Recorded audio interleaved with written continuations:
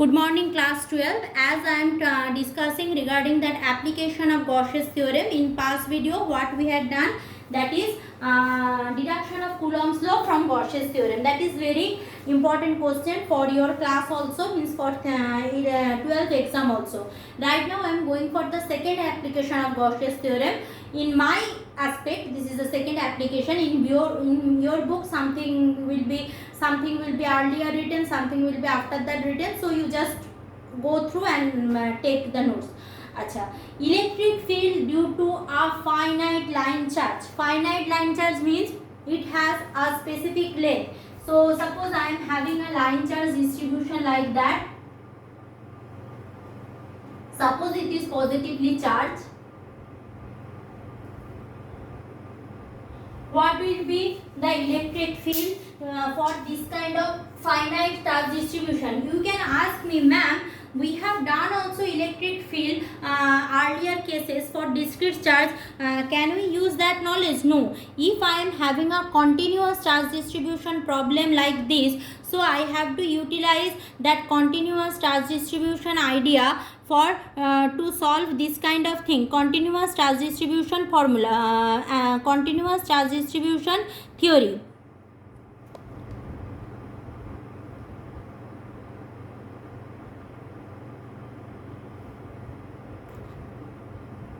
Clear?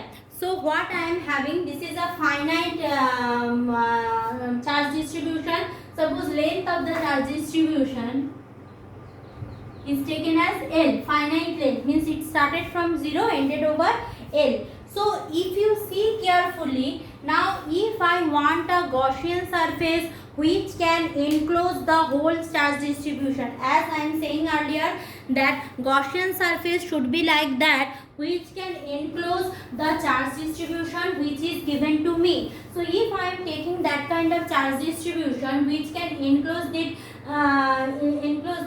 linear charge distribution, how we will do that? We will take cylindrical surface. If I am taking sphere, see, if this is a linear charge distribution, then which can enclose it? A cylinder can enclose it completely. Clear? A sphere can enclose it too, but what is the problem in case of sphere? Because in case of sphere we are having a radius as well as sphere having a variable circumference. Means what? At the top that chord is small, then it is get more, and in the center the diameter is the largest chord, then again the chord getting smaller. But if I am getting a cylindrical, then throughout the integration will be more easier, because throughout that rod that circumference will not vary, just like a line. Clear? So I am taking here a surface, Gaussian surface, which is cylindrical in nature. This is my Gaussian surface. Okay. Now length of the, where given already I had given, it is L. Now what I need to take? I need to take a area vector. So I am taking here a area vector.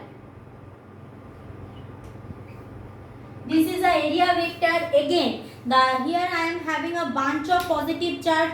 So area vector means all electric field, means the electric field which is coming through this will be passes through the Gaussian surface, means the direction of electric field. Suppose this is the direction of electric field and this is also direction of area vector. Means what is happening, the that angle between electric field and angle between area vector again are 0 degree. Now coming for E dot dA, means that for surface we need that E dot dA factor.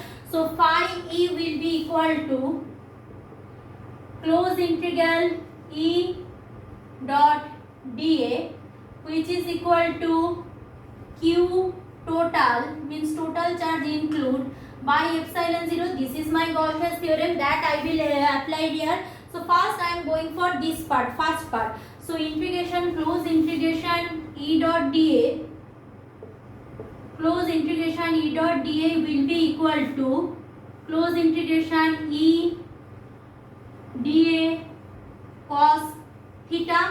Now cos theta, theta is 0 degrees since E and dA are parallel to each other or moving along same direction. So it will be equal to integration E dA. Done. Up to that done. Now since E, electric field, means that charge distribution is a constant factor. This charge distribution is not varying through time. So obviously the electric field for this kind of charge distribution, that will be also a constant factor. So if electric field also a constant factor, I can take it outside of the integration. Therefore E close integral dot dA. Now coming for the factor. See, dA means what? dA here, that small area. So small area is dA. If I am having a cylindrical surface, what will be that integration of dA? Means if I instead of if I am taking integration of dA, that will become as A, because integration of dA means A. Now what is the total surface area for cylinder? If length is L, then for cylinder the total surface area will be 2 pi RL. Means in place of L I can put E into 2 pi R into L. Done. Now rest of the part is finding that Q total and epsilon 0. Clear? Q total and epsilon 0. Therefore now if I am taking a line charge distribution of length L, what will be the Q total? We know line charge density lambda equal to Q by L. We know lambda, line charge distribution, equal to Q by L. Lambda equal to Q by L. That knowledge we are having. Q total by L. So therefore Q total will be equal to lambda into L.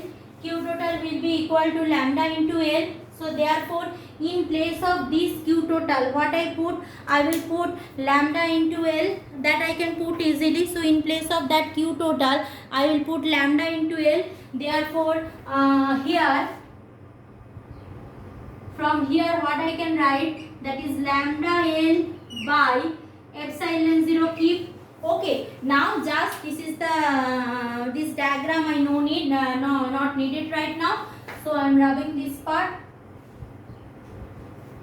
So from there what I can write? So this I am having and this I am having. I should equate this. Therefore E into 2 pi RL equal to lambda L by epsilon naught.